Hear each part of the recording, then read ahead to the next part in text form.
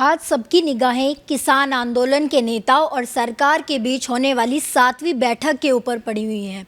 सब लोग जानना चाहते हैं आखिर ये किसान आंदोलन खत्म होगा, क्या इसका बीच का रास्ता निकलेगा। इसी पर बातचीत करने के लिए आज हमारे साथ मौजूद हैं प्रोफेसर कपिल कुमार जी। सर, किस तरीके से देख रहे हैं, आज 7वीं बैठक का दौर है और सरकार और किसान आंदोलन के जो नेता हैं उनके बीच लगातार बातचीत चल रही है, क्या इसका कुछ बीच का रास्ता निकल पाएगा? क्या सरकार जो है उनकी मांगे पूरी कर पाएगी या किसान जो है अपना आंदोलन वापस ले लेंगे? देखिए, रास्ता तो तब निकलता या निकलेगा जब ये किसान आंदोलन हो। अब इसे किसान आंदोलन कहना बंद करिए। किसान की परिभाषा वो होती है जो खुद खेती करता है, खुद मेहनत करता है, फसल उगाता है, देश की सेवा में अपने लड़कों को फौज में भेजता है, अन्न उपजाता है। ये किसान वो नहीं होता कि जो दिल्ली के बॉर्डर पे आकर के रोज शाम को दारू पिए, मीडिया के रिपोर्टर से छेड़ाछानी करे, पिज़्ज़ा वहाँ पे बन रहे हों, उसको मुफ्त की वाईफाई चाहिए वहाँ पे केजरीवाल दे आए हों।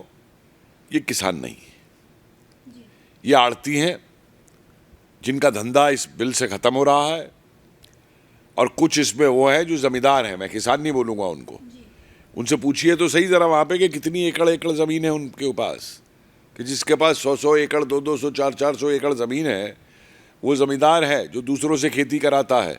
खेती वहाँ पे करता है जाके बिहार का मज़दूर, यूपी का मज़दूर, राजस्थान का मज़दूर, मध्य प्रदेश का मज़दूर, उनसे कराते हैं खेती। तो ये तो बिजनेसमैन है, ये किसान थोड़ा है ये पूरे के पूरे। तो इसलिए मैं तो इसे किसान आंदोलन अब मानने को बिल्कुल तैयार नहीं हूँ। मैंने पहले दिन भी कहा था।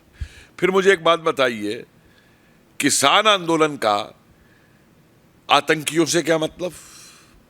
जिनकी फोटोएं लगा के इन्होंने लगाई कि इनको जेल से छोड़ो, उससे क्या मतलब? किसान आंदोलन में शाहीन बागों वालों का क्या मतलब जा करके वहाँ पर भाषण देने का? तो जितने अराजकता फैलाने वाले तत्व हैं उनको एक ये प्लेटफॉर्म मिल गया है। जैसे पहले शाहीन बाग था जिसका कि कोई संबंध भारत से नहीं था, आज इनको वो प्लेटफॉर्म मिल गया है और ये वहाँ बैठ कर के अपनी पार्टी ले रहे हैं। वो कितने टीवी पे अब बोल रहे थे, वीडियो घूम रहे हैं कि वो कह रहे हैं सरदार जी, अरे यहाँ तो मौज आ रही है, घर पे तो बीवी जो है पकौड़े बनाने में भी नखरे करती थी, यहाँ तो सब कुछ मुफ्त में खाने को मिल रहा है, दूध भी छक रहे हैं, ये भी कर रहे हैं। शाम को कह देंगे रिपोर्टर्स को निकल जाओ तुम, हम तुम्हारी सिक्योरिटी नहीं कर सकते। तो कौन तबका वहाँ पे बैठा हुआ है? तो इसलिए ये लोग जो है ये कोई वो फैसला और कोई वो नहीं चाहते, ना ये किसान के लिए कोई सुधार चाहते हैं। एक साहब इनमें से बिचौलिए की बड़ी तारीफ कर रहे थे, और इनका जो राजनीतिक बिचौलिया बना हुआ है आजकल, जो अब इटली से जा कर के किसान आंदोलन को कह रहा है कि किसानों कोई फैसला नहीं करना, ये सरकार झूठ बोलती है, प्रधानमंत्री झूठ बोलता है। अरे भाई, झूठ तो तेरे से ज़्यादा बाहर बोलता है हर कोई। और तुमने अगर किसानों के साथ झूठापन ना किया होता तो किसी किसान की हालत नहीं होती कि किसान आंदोलन करने निकल करके आए। तो ये तो इनके ज़मींदारों का किसान है। मुझे बताइए, उस नेता को तब किसान कहाँ होता है जब उसका जीजाजी वाड्रा किसानों की ज़मीनें औने पौने दामों पे खरीदता फिर रहा था और बेच रहा था, उसके बाद में मुनाफा कमा करके। तब ये किसान कहाँ थे? तब इनको ये आज क्यों नहीं आई कि ज़मीनें हमारी क्यों उसके ऊपर ली जा रही हैं?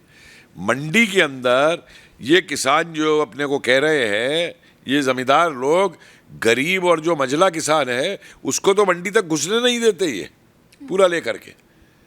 तो ये तो एक टेस्टिंग पॉइंट है इनका बना हुआ, और टेस्टिंग पॉइंट इनका ये है, शालीन बाग में जैसे लेबोरेटरी बनाई थी कि सरकार इस पे कानून वापस ले ले, तो कल को ये बैठ जाएंगे कि सीए का कानून वापस ले लो, परसों बैठ जाएंगे कि 370 का वो वापस ले लो। ये तो पूरी राज्य में आज अराजकता फैलाने का जो है एक तरीका निकाला है इन्होंने इस देश के अंदर जो है। सर, पहले जब ये लोग आए थे तो एमएसपी और एपीएमसी मंडियों को बरकरार रखने के लिए कहा था और कहा था हमें लिखित में चाहिए। सरकार बार बार वही चीज़ दोहरा रही है कि हम इस चीज़ के लिए तैयार हैं, लेकिन अब ये लोग कहते हैं कि ये तीनों कानून जो है काले कानून है, इनको पूरा ही वापस ले लेना चाहिए। वहीं अगर बात की जाए राहुल गांधी की, तो राहुल गांधी का एक वीडियो वायरल हुआ था जिसमें वो कह रहे थे कि बीच के बिचौली अगर ख़त्म कर दिए जाएँ तो किसानों को जो उनका एक्चुअल मूल्य है वो उन तक पहुँच सकेगा, लेकिन अब वो उसी चीज़ का विरोध करते नजर आ रहे हैं। नहीं, वो तो पूरा वीडियो बड़ा मज़ेदार है। वो कहता है कि मैं कहीं पे गया, मुझे किसान ने बताया कि आलू 1 रुपए किलो बिक रहा है, और जब हम वो चिप्स बने हुए खरीदते हैं तो एक आलू के 10 रुपए के खरीदते हैं। तो बजाय उसका जवाब देने के ना, वो कहता है मैंने किसान से पूछा तुम ही बताओ कि ये क्यों हो रहा है। और किसान कहता है ये इसलिए हो रहा है कि जो फैक्ट्री है वो दूर लगी हुई है, पास होती तो हमें भी ज़्यादा पैसे मिल जाते, वो सब मिल जाते। तो अब खुद ये कह रहा है उस समय कि ये होना चाहिए, अब ये हो गया, तो ये क्या साबित करता है कि किसान के साथ है। इटली से बैठ करके अब ये आंदोलन चलाएगा किसानों का जो है वहाँ पे जा करके, तो ये तो नहीं चलेगा। देश देखिए ऐसा है, वो 2000 करोड़ दस्तखत करा दिए, और अब इसलिए भाग गया क्या? दावे के साथ मैं कहता हूं कि इनकी जो है जांच करा ली जाए, हैंड राइटिंग एक्सपर्ट्स जो है उनसे। एक आदमी ने 20-20 साइन किए होंगे, 30-30 साइन किए होंगे, या एक ही आदमी ने 10 अंगूठे लगाए होंगे। अगर उन एक्सपर्ट्स से वो आप कराते हो तो 2 करोड़ साइन करा लिए, किसी एजेंसी को दे दिए होंगे, चीनी एजेंसी को, कि भैया 10 करोड़ हमें दस्तखत सप्लाई कर दो, वो सप्लाई कर देंगे। तो ये तो नहीं चलेगा, और ना देश इसको सहेगा। मैं बता दूं आपको, हर चीज़ की एक लिमिट होती है। सरकार भी जो है बहुत इनको खुली छूट दे दी डेमोक्रेसी के नाम पे और विरोध करने के स्वतंत्रता के आधार के ऊपर। मेरे जैसा अगर वो होता ना गृह मंत्री, तो जो इनके यहाँ खालिस्तान के वो झंडे वंडे लेके बैठे हुए थे ना, आ रहे थे, कमांडो भेज के हेलीकॉप्टर से उनको ऊपर उठवा लेता। आप देश को रैंसम पे रख देंगे? आपकी जो जायज मांगे हैं कि भाई पैरिटी प्राइस होनी चाहिए, मिनिमम सपोर्ट प्राइस होनी चाहिए, उसको कौन मना कर रहा है? सर बात कर लेते हैं अरविंद केजरीवाल की। तो अरविंद केजरीवाल वहां पर जाकर जो है आपकी रसोई लगाते हैं। बात की जा रही है कि पंजाब में आने वाले जो इलेक्शंस हैं, आगामी इलेक्शंस है विधानसभा के, इसलिए अरविंद केजरीवाल वहां पर जाकर पंजाबी कम्युनिटी का सपोर्ट कर रहे हैं। और अगर एक तरफ बात की जाए दिल्ली के किसानों की, तो कल हम लोगों ने दिल्ली के किसानों का नजफगढ़ में ब्यौरा किया। तो नजफगढ़ की जो APMC मंडियाँ हैं वो ख़त्म कर चुकी हैं, क्योंकि शीला दीक्षित के टाइम पर जो है किसानों का जो दायरा था वो ख़त्म हो गया था। और अरविंद केजरीवाल जी इन्हीं वादों के साथ आए थे कि दिल्ली के किसानों को उनका दायरा दिलवाएंगे, लेकिन वो दिल्ली के किसानों की चिंता ना करते हुए पंजाब पहुंच जाते हैं उनका समर्थन करने। नहीं, उनका समर्थन नहीं कर रहे हैं, वो अपनी दुकान चलाने गए हैं वहां पे कि मेरी राजनीति कैसे चमके। दिल्ली में इन्होंने 50 जगह वायदा किए थे कि मैं वो मुफ्त की वाईफाई दिलवाऊंगा बाजारों में, और कहाँ और क्या दिलवा दी इन्होंने, और वहां मुफ्त की वाईफाई दिलाने पहुंच गया। ये नौटंका है भाई, मैं तो मिस्टर नौटंका बोलता हूँ इसको। और इसकी नौटंकी जो है वही करता है। म्युनिसिपल कॉरपोरेशन के कर्मचारियों को तनख्वाह और वो देने के लिए पैसा नहीं है। 13,000 करोड़ रुपया देना है मुस्लिम कॉरपोरेशन को, और ये पैसा इसके लिए वहाँ पे कि वहाँ उनको मुफ्त की वाईफाई दिलवा दे जाके। मैंने तो कल ट्वीट किया, मैं कहा दिल्ली की शराब की दुकानें दिल्ली गवर्नमेंट के अंदर आती हैं, केजरीवाल जी मिस्टर नौटंका, तो उन दिल्ली की शराब भी यहाँ से सप्लाई करवा दो उनको, सारे जितने बैठे हुए हैं वहाँ पे सिंधु बॉर्डर के ऊपर। उनकी सप्लाई पंजाब से क्यों आ रही है? तुम ही सप्लाई कर दो, क्योंकि तुम तो दिल्ली के बादशाह हो और दिल्ली में आने वाले का तुम्हें स्वागत करना है। गरीब मजदूरों को दिल्ली से, उनको तो ये रोटी खिला नहीं पाए कोविड के अंदर, उनको तो इकट्ठा करके वहाँ पे जो है भिजवा दिया, उनको लेकर के झूठी अफवाहें फैला के बसेस जा रही हैं और वो जा रही हैं करके है। और इनके लिए वो रोटियां भिजवा रहा है वहाँ पे, इनके लिए पकौड़े तलवा रहा है वहाँ पे, इनके लिए वाईफाई दिलवा रहा है वहाँ पे। तो ये राजनीति जो है, वोटर बेवकूफ़ नहीं है, हर कोई देख रहा है इस चीज़ को कि ये लोग क्या कर रहे हैं।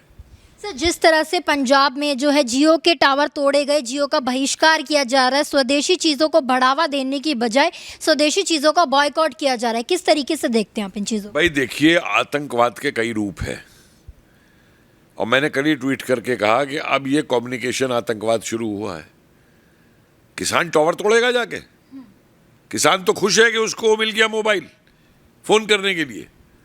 तो दूसरे जो खालिस्तानी आतंकी और जो पाकिस्तान ISI के स्लीपिंग एजेंट हुए हैं, मैंने तो कहा कैप्टन अमरिंदर सिंह जी, आप फौजी हो, आपने भड़काया था, अब भुगतो उसको अपने पंजाब के अंदर।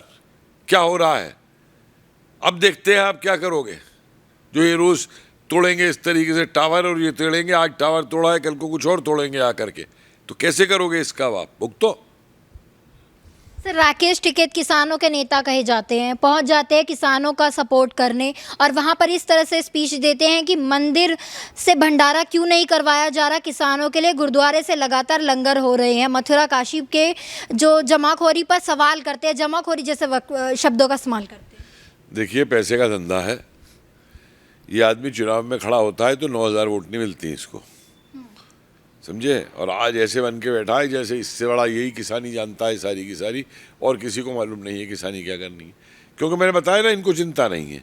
ये छोटे किसान और उसकी फसल तो खुद खरीद लेते हैं वहीं पे, उसको मार्केट में बेचने नहीं देना चाहते पूरा का पूरा उठा करके। ये तो ये आज नेता हो गए और मीडिया ने इनको और खूब नेता बना दिया है, इनके इंटरव्यू ले ले करके कि बहुत बड़े नेता हो गए हैं। अभी टाई टाई फिर सो जाएगी, अभी देख लेना।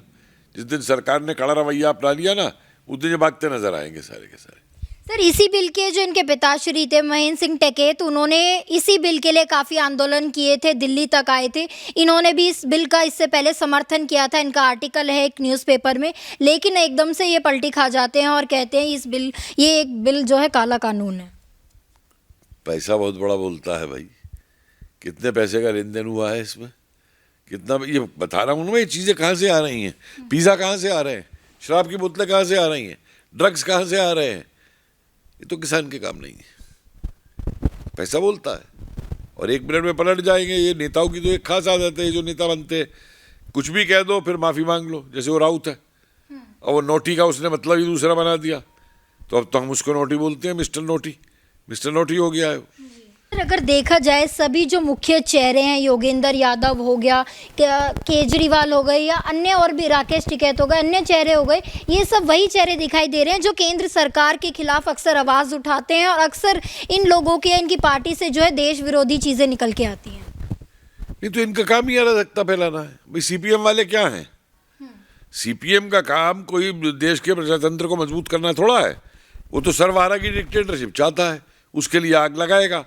और हमारे जितने भी इसके मतलब कई प्रजातंत्र के जो हमारे अस्त्र हैं, उनका इस्तेमाल कर रहे हैं वो अराजकता लाने के लिए। तो खुली हुई चीज़ प्लेट पे सामने रखी हुई है इसके अंदर। सर, एक अंत में सवाल करना चाहूँगी आपसे, जिस तरह से वहाँ पे पिज़्ज़ा बर्गर आ रहे हैं, जिस तरह से वहाँ पे ड्राई फ्रूट्स आ रहे हैं, मसाज की जो मशीनें आ रही है, फुट मसाज की, क्या वास्तविक में भारत का किसान ऐसा ही है? ना, बिल्कुल नहीं। भारत का किसान तो खेती कर रहा है, अब जाके देख लीजिए। खेती कर रहा है भारत का किसान, उस पर फुर्सत नहीं है इन चीज़ों के लिए। ये तो उठा करके जो मैंने बताया आपको, आड़ती, लफंगे, खाली वाले और पॉलिटिकल पार्टीज़ के लोग यहाँ बिठा दिए इन्होंने लेकर के। किसान के साथ में इनका कोई संबंध नहीं।